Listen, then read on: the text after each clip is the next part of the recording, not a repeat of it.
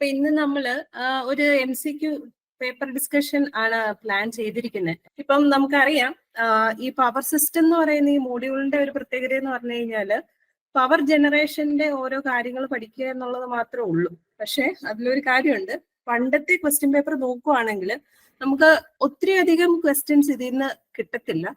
പക്ഷെ റീസെന്റ് ആയിട്ട് വന്ന ക്വസ്റ്റ്യൻ അല്ലെങ്കിൽ എക്സാംസ് നോക്കുവാണെങ്കിൽ 8-9 ക്വസ്റ്റ്യൻസ് മിനിമം ഈ ഒരു മോഡ്യൂളിൽ നിന്ന് നിങ്ങൾക്ക് എക്സ്പെക്ട് ചെയ്യാൻ പറ്റും. അതേപോലെ തന്നെ ഞാൻ നിങ്ങൾക്ക് തന്നിരിക്കുന്ന കുറച്ച് MCQs നമ്മൾ ക്ലാസ് ഡിസ്കസ് ചെയ്യുന്നത് അതെല്ലാവരും കറക്റ്റ് ആയിട്ട് അത് നോട്ട് ചെയ്ത് വെക്കുക. ബിക്കോസ് ഞാൻ പ്രീവിയസ് ഇയർ ക്വസ്റ്റ്യൻ പേപ്പർ നോക്കുമ്പം അങ്ങനത്തെ സെയിം ക്വസ്റ്റ്യൻസ് തന്നെ റിപ്പീറ്റ് ചെയ്ത് വരുന്നുണ്ട്. ഇന്ന് നമ്മൾ ഡിസ്കസ് ചെയ്യാൻ പോകുന്ന ക്വസ്റ്റ്യൻസ് വളരെ ബേസിക് ആയിരിക്കും. അപ്പൊ നിങ്ങൾ വിചാരിക്കാം എത്രയൊക്കെ ഉള്ളോ എന്നുള്ളൊരു ചിന്താഗതി വരാം. പക്ഷെ നമ്മൾ അത്ര ഒരു കൺസെപ്റ്റിൽ നിന്ന് തുടങ്ങുന്നു എന്ന് മാത്രം വിചാരിച്ചാൽ മതി. നമുക്ക് കുറച്ചും കൂടെ ഒരു അപ്പർ ലെവലിലോട്ട് വരുന്ന ക്വസ്റ്റ്യൻസും പ്രതീക്ഷിക്കാം. കാര്യം ഇപ്പോഴത്തെ PSCയുടെ പാറ്റേൺ ഭയങ്കരമായിട്ട് ചേഞ്ച് ആവുന്നുണ്ട്. അപ്പൊ നമുക്കൊരു ഓവർസിയർ അല്ലെന്നുണ്ടെങ്കിൽ സബ് എഞ്ചിനീയർ ലെവലിലുള്ള ക്വസ്റ്റ്യൻസ് വരെ നമുക്ക് പ്രതീക്ഷിക്കാവുന്ന തരത്തിൽ ക്വസ്റ്റ്യൻ പേപ്പറിൽ ക്വസ്റ്റ്യൻസുകൾ ഉണ്ട്. സോ നമുക്ക് ആദ്യം തന്നെ ഫസ്റ്റ് ക്വസ്റ്റ്യനിലോട്ട് പോകാം. ഓക്കെ, ക്വസ്റ്റ്യൻ വായിക്കാം. Which fuel is available in plenty in India for power generation? നിങ്ങൾക്ക് ആൻസർ അറിയാവുന്നുണ്ടെങ്കിൽ ആൻസറുകൾ പറയാം. ഏതായിരിക്കും ഓപ്ഷൻസ്? കോൾ, ഡീസൽ ഉണ്ട്, ഗ്യാസ് ഓയിൽ ഉണ്ട്, ഗ്യാസ്ലിൻ ഉണ്ട്. ഇതിനകത്ത് ഏതാണ് കൂടുതലായിട്ട് വരുന്നത്? കോളാണ് അല്ലെ.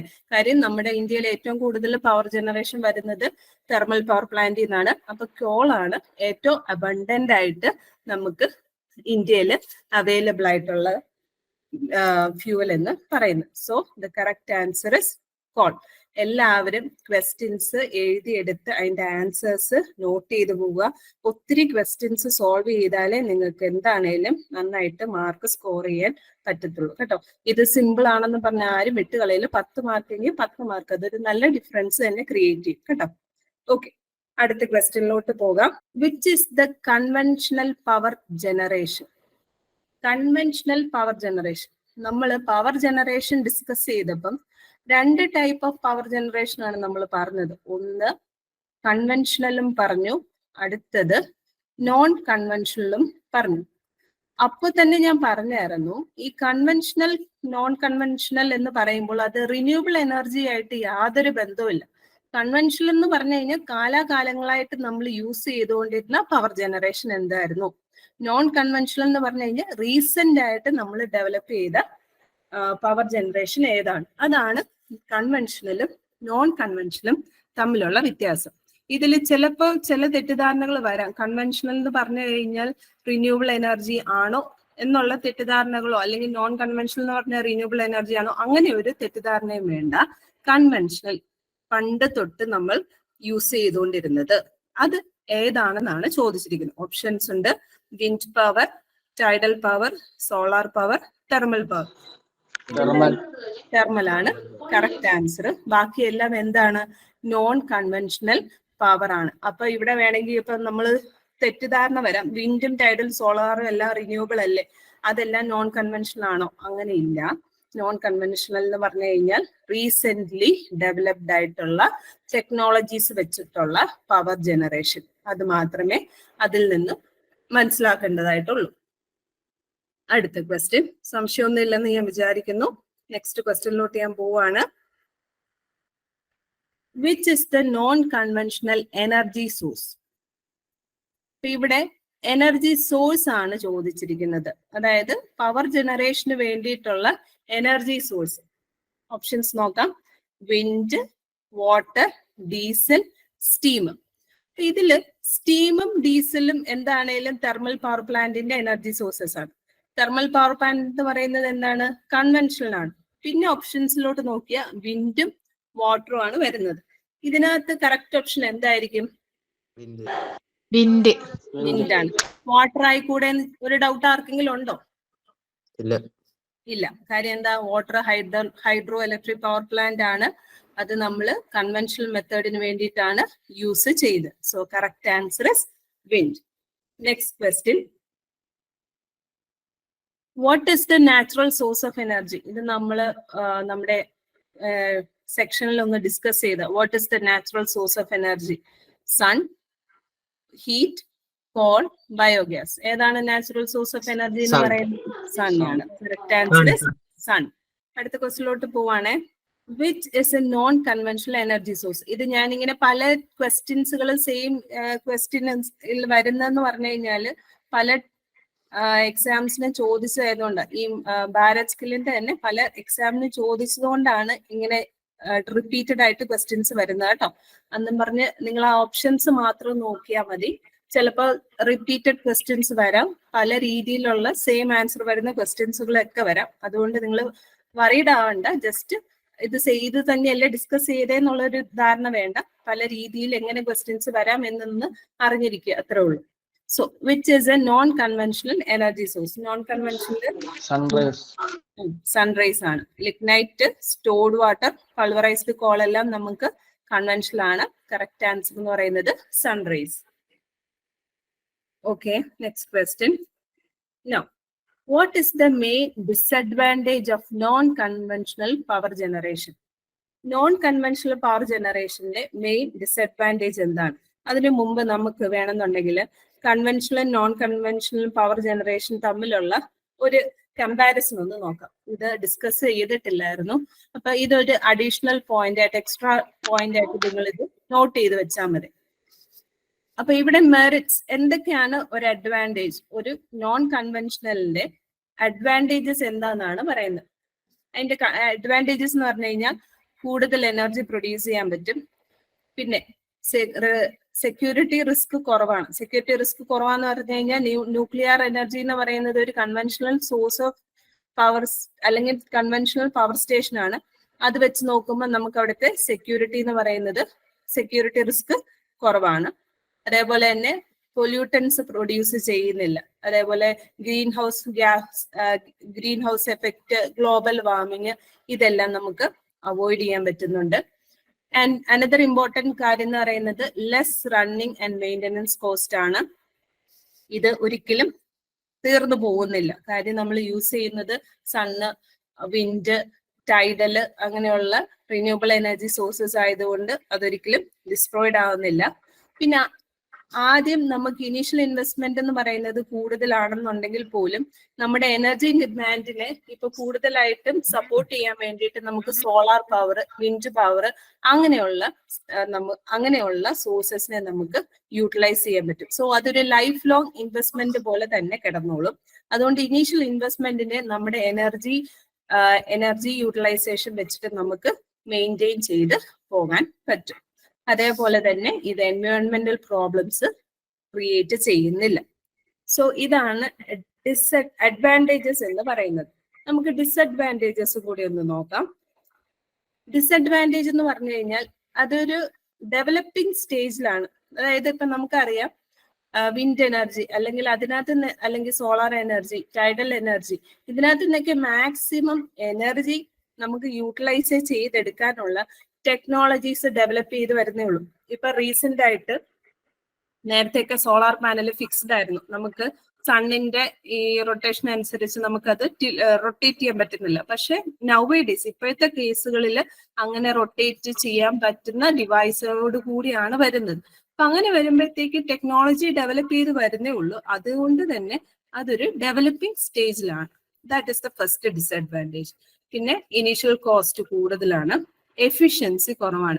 എഫിഷ്യൻസി കുറവാന്ന് പറയാൻ കാര്യം എന്ന് പറഞ്ഞു കഴിഞ്ഞാൽ കണ്ടിന്യൂസ് ആയിട്ടുള്ള പവർ നമുക്ക് ഒബ്റ്റെയിൻ ചെയ്യാൻ പറ്റത്തില്ല. അതുകൊണ്ട് തന്നെ അവിടെ എഫിഷ്യൻസി കുറവായിരിക്കും. ടെക്നോളജി ഡെവലപ്പ് ചെയ്ത് വരുന്നതുകൊണ്ടും അവിടെ എഫിഷ്യന്റ് ആയിട്ടുള്ള യൂട്ടിലൈസേഷൻ പോസിബിൾ അല്ല. പിന്നെ ഒരിക്കലും ഇത് ബേസ് ലോഡിന് വേണ്ടിയിട്ട് യൂട്ടിലൈസ് ചെയ്യാൻ പറ്റില്ല. കാര്യം എന്ന് പറഞ്ഞു കഴിഞ്ഞാൽ റിലയബിൾ അല്ലാത്തതുകൊണ്ടാണ്. കാര്യം എപ്പം സൺ എപ്പോഴാ പോണേ, എപ്പോഴാ വന്നെ, അല്ലെങ്കിൽ വിൻഡ് എപ്പോഴാ വന്നെ, എപ്പോഴാ പോണേ എന്നുള്ളത് നമുക്ക് പറയാൻ പറ്റാത്തത് കൊണ്ട് തന്നെ ഇതൊരു ബേസ് ലോഡ് പ്ലാന്റ് ആയിട്ട് യൂട്ടിലൈസ് ചെയ്യാൻ പറ്റില്ല. പീക്ക് ലോഡ് ഡിമാൻഡിന് വേണ്ടിയിട്ട് മാത്രമാണ് യൂട്ടിലൈസ് ചെയ്യാൻ പറ്റത്തുള്ളൂ. സോ ഇത് ഒന്ന് നോട്ട് ചെയ്ത് വെക്കണം. ഇനി നമുക്ക് ആ ക്വസ്റ്റ്യനിലോട്ട് ഒന്ന് തിരിച്ചു പോകാം. What is the main disadvantage of non-conventional power generation? Poor efficiency ആണ് കറക്റ്റ് ആൻസർ. ഇതിനകത്ത് no constant generation, heavy load, cannot be operated, can use only light loads, ഇതൊന്നും നമ്മൾ ഡിസഡ്വാൻറ്റേജിൽ ഡിസ്കസ് ചെയ്തിരുന്നില്ല. Correct answer is poor efficiency. Okay, clear ആയെന്ന് വിചാരിക്കുന്നു. അടുത്ത ക്വസ്റ്റ്യനിലോട്ട് പോവാണ്. Now, which power generation requires heavy water treatment plant? Heavy water treatment plant. Answer ആർക്കെങ്കിലും പറയാമോ? Nuclear power. അതെ, കറക്റ്റ് ആണ്, ന്യൂക്ലിയർ പവർ ആണ്. അതിലൊരു ചിലപ്പം അതിൽ എല്ലാവർക്കും ഒരു കൺഫ്യൂഷൻ വരാം. Water treatment plant, heavy water എന്ന് പറയുന്നത് എന്താണ് ഈ ഹെവി വാട്ടർ എന്ന് ആർക്കെങ്കിലും അറിയാവോ?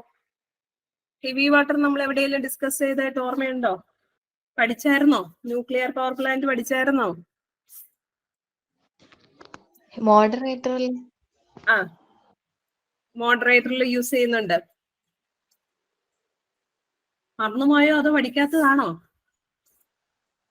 എന്താണേലും പഠിച്ചെടുക്കണം കേട്ടോ.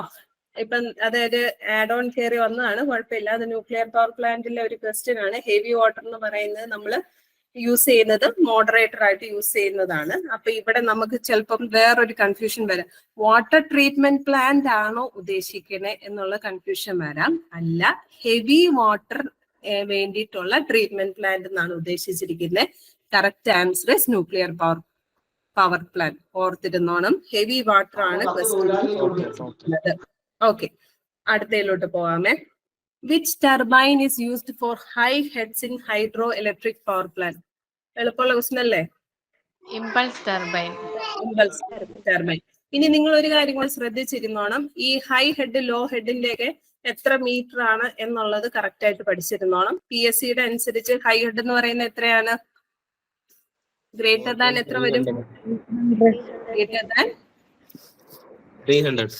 300. മീഡിയം ആണെങ്കിൽ ബിറ്റ്വീൻ 330 to 300. ലോ ഹെഡ് ആണെങ്കിലോ ലെസ് ദാൻ 30. ഇനി ഹെഡിന്റെ അനുസരിച്ച് നമ്മൾ എങ്ങനെയാ ഏതൊക്കെ ടർബൈൻസ് യൂസ് ചെയ്യുന്നത്? ഹൈ ഹെഡ് ആണെങ്കിൽ ഓക്കെ. മീഡിയം ഹെഡ് ആണെങ്കിലോ ഫ്രാൻസിസ്, കറക്റ്റ് ആണ്. ലോ ഹെഡ് ആണെങ്കിൽ ഓക്കെ, കപ്ലാൻ ടർബൈൻ ആണ് നമ്മൾ യൂസ് ചെയ്യുന്നത്. ഇനി ഇതില് ഏതൊക്കെയാണ് ഇമ്പൾസ് ടർബൈൻസ് എന്ന് പറയുന്നത്? ഏതൊക്കെയാണ് ഇമ്പൾസ് ടർബൈൻ? പെൽറ്റൺ ആണ് ഇമ്പൾസ് ടർബൈൻ. ബാക്കി രണ്ടും എന്തായിരിക്കും? റിയാക്ഷൻ ടർബൈൻസ് ആയിരിക്കും. ഇനി ഒരു കാര്യം കൂടി ഇതിനകത്ത് പഠിച്ചു വെക്കാം. ഇതിൽ ഏറ്റവും കൂടുതൽ ഡിസ്ചാർജ് വരുന്ന ഏത് ടർബൈൻ ആയിരിക്കും? കപ്ലാൻ ആയിരിക്കും. അപ്പൊ ഹെഡിന് നേരെ ഓപ്പോസിറ്റ് ആയിരിക്കും ഡിസ്ചാർജ്. ഓക്കെ, അതും നിങ്ങൾ നോട്ട് ചെയ്ത് വെക്കാം. Okay, what is the function penstocks in hydro power station? Again simple ആയിട്ടുള്ളൊരു ക്വസ്റ്റ്യൻ ആണ്. ആൻസർ പറയാലോ നിങ്ങൾക്ക്. എന്തായിരിക്കും? Carries water to dam, carries water to turbines, carries water away. Water to turbine. Correct answer carries water to turbines. Okay, very good. Adutha question. What is the purpose of boiler in a steam power station? ഇതില് ഒരു ചെറിയ confusion വരാം നിങ്ങൾക്ക്. Super heats the steam അല്ല, super heat the steam അല്ല, അത് super ഹീറ്ററിന്റെ ജോലിയാണ്. അടുത്ത ഓപ്ഷൻ നോക്കാം. Liberates the heat from burned fuel. Liberates the heat from burned ഫ്യൂവലും അല്ല. പിന്നെന്താണ്? ഇതിന് രണ്ട് ഓപ്ഷൻസ് ഉണ്ട്. കൺവേർട്സ് വാട്ടർ ഇൻടു സ്റ്റീം ഉണ്ട്, heats feed water and air ഉണ്ട്. ഇതിൽ ഏതായിരിക്കും correct? Convert water into steam ആണ്. ഓക്കെ, സി പറയുന്നവരുണ്ട്. ബി കറക്റ്റ് ആണോ?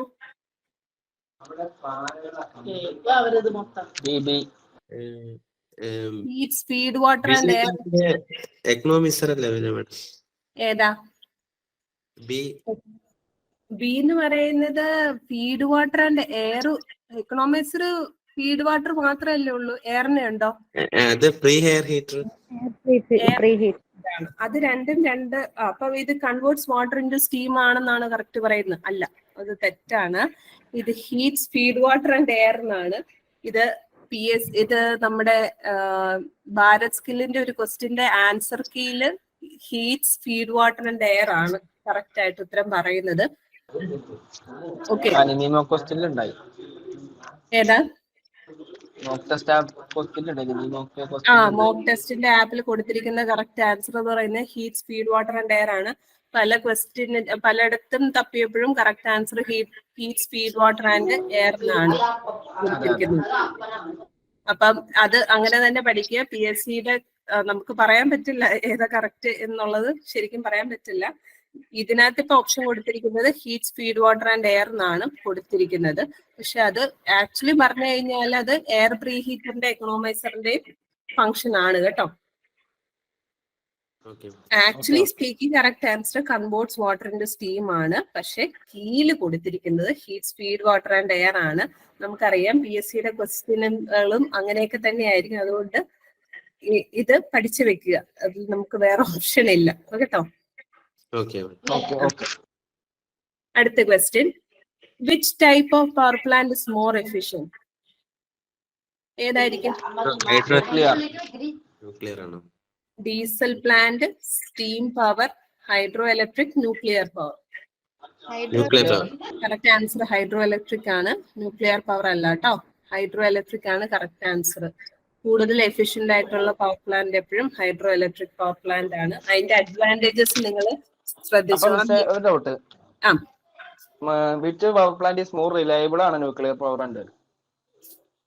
മോർ റിലയബിൾ എന്ന് പറഞ്ഞു കഴിഞ്ഞാൽ ന്യൂക്ലിയർ പവർ പ്ലാന്റ് പറയാം.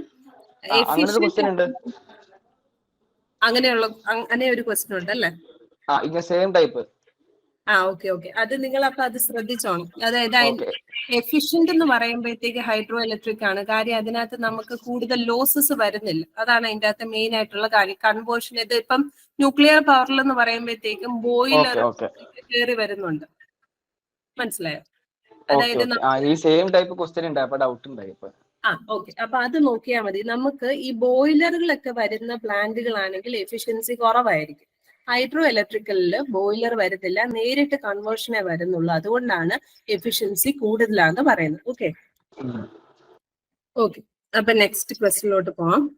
Which is the non conventional power generation?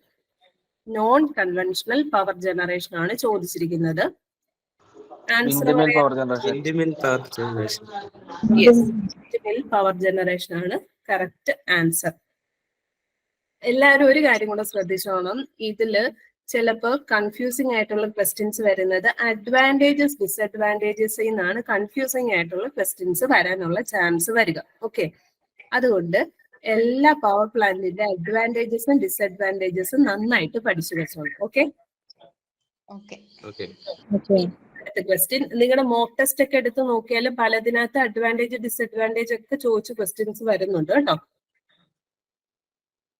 Okay, next question. What is the function of air preheater in a steam power station?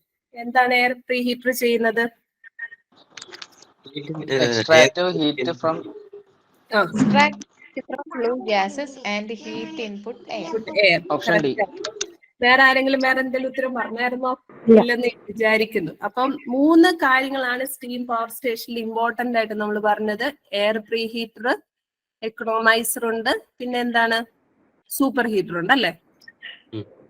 അപ്പൊ ഈ 3 കാര്യങ്ങൾ എന്തിനാന്നുള്ള പഠിക്കുക. എയർ പ്രീഹീറ്റർ എയറിന് വേണ്ടിയിട്ട്, economiser feed water, super heater എന്തിനാ? High പ്രഷറും high ടെമ്പറേച്ചറും ആയിട്ടുള്ള dry സ്റ്റീമിലോട്ട് convert ചെയ്യാനാണ് super heater use ചെയ്യുന്നത്. ഇത് ഇമ്പോർട്ടന്റ് ആണ്. ഈ 3 എണ്ണത്തിനെ പറ്റി ഉറപ്പായിട്ടും എവിടെന്നെങ്കിലൊക്കെ ക്വസ്റ്റ്യൻസ് വരാം. ഓക്കെ, അടുത്തതിലോട്ട് പോവാം നമുക്ക്. അടുത്ത question, what is the function of economiser in steam power plant? ഏതായിരിക്കും? heats the feed water by the flue gases. Option C ആണ് കറക്റ്റ് ആൻസർ. ഓക്കെ, ബാക്കിയെല്ലാം നമുക്ക് അറിയാം. കൺവേർട്സ് വാട്ടർ ഇൻറ്റു സ്റ്റീം അല്ല, heats the air by the flue gases, അതൊന്നും അല്ല correct answer. Okay, അടുത്ത question. Again, what is the advantage of non conventional power generation? Non conventional ആണ്. എന്തായിരിക്കും Reduce advantage? pollution. Reduce pollution. ബാക്കിയൊന്നും നടപ്പുള്ള കാര്യമല്ല. More reliable അല്ല, എഫിഷ്യന്റ് അല്ല, ഇനിഷ്യൽ കോസ്റ്റ് ലോയും അല്ല. So correct answer is reduce pollution.